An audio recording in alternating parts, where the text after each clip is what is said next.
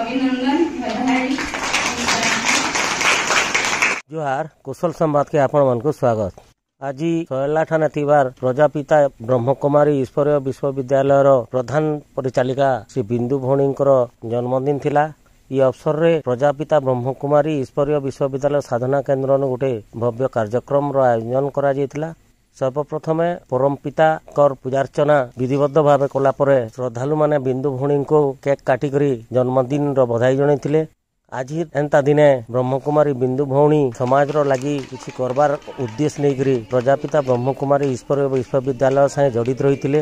ये अवसर रे अंचल श्रद्धालु माने चिर ब्रह्मकुमारी श्री बिंदु भौणी दीर्घायु कामना करबार संगे संगे शुभेच्छा और अभिनंदन जणाइथिले। आमर कौशल संवाद परिवार तरफ बिंदु भौणी शुभेच्छा और अभिनंदन तथा दीर्घायु कामना करुछुं। आसुन देखमा पूरा रिपोर्ट।